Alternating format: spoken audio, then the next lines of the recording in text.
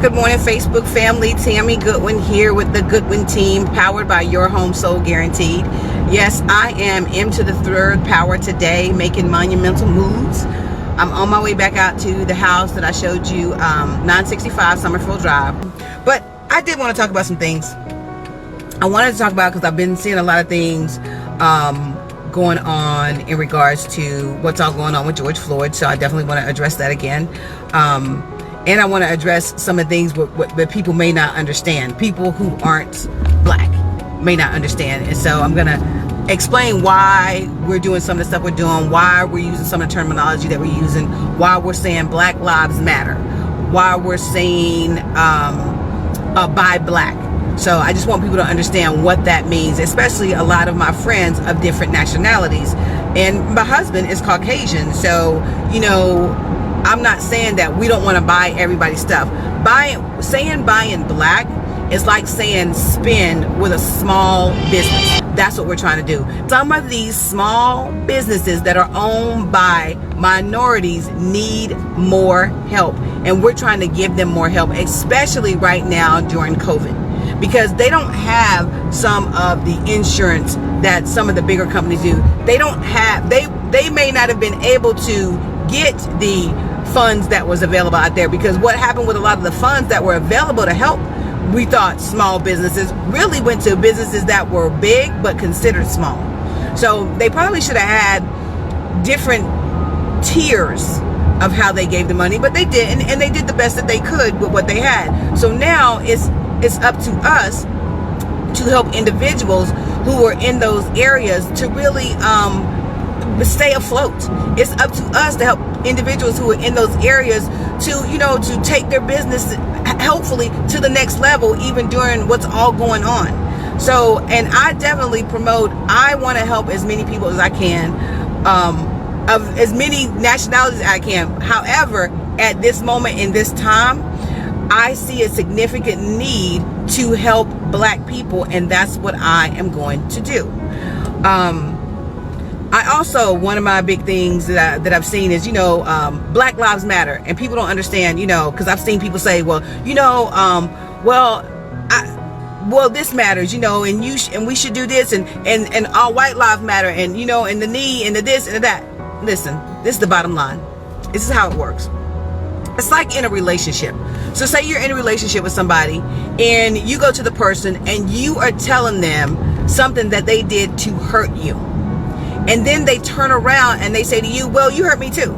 Well, okay, we can talk about and we can address me hurting you. However, I'm the one that initiated the conversation that you hurt me. So before we start talking about me hurting you a while ago, you need to validate my feelings. You need to validate what I'm going through. You need to listen to me.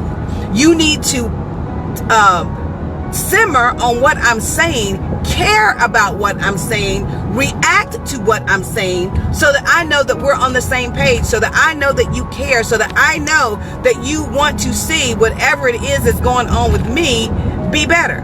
So that's the thing. That's what it means when we say Black Lives Matter, because right now in this point in time, we are the lost sheep that Jesus is looking for. Jesus left all the sheep to go find the lost sheep, the one sheep. And right now, black people are the one sheep, because we're the ones that are having others step their knee on our neck and make somebody lose their life. We're the ones where they bust up in somebody's house and they shoot somebody thinking that they were somebody else. That's us. That's us right now in this moment in time. If it were flipped around and it was somebody else, we would be with you guys. So now what we're asking is, we're asking you to partner with us in our matter at hand. And the matter at hand is Black Lives Matter. The matter at hand is that no one should have to die on national TV in front of everybody, in front of people outside. It should not be so. We as a nation should care. We as a nation shouldn't think. I've seen some things that are horrible and despicable to me. where I've seen people thinking that this is a joke and they're doing a challenge. You know what? It's disgusting. It is absolutely disgusting.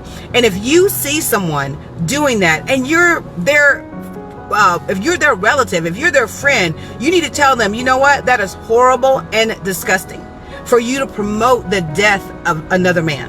Horrible and disgusting.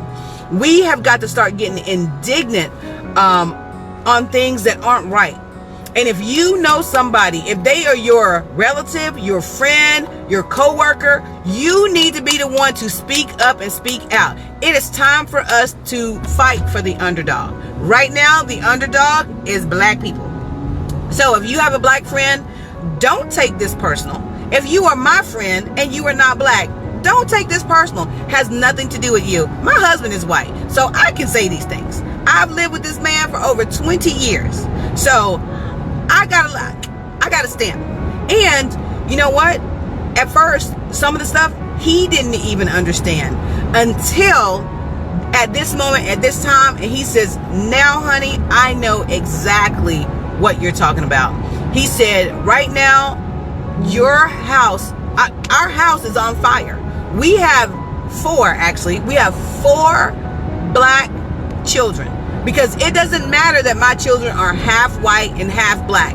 When people look at them, they only see black. That's who they are. That's what they see. And because of that, I don't worry. I have to pray about my black children every day. But my deal is, you know what? I always tell my husband, no matter what goes on, no matter what anybody says, no matter what anybody thinks, no matter how cruel and evil people are to you or to my kids, I still say that Jesus sits on the throne and that God is in control.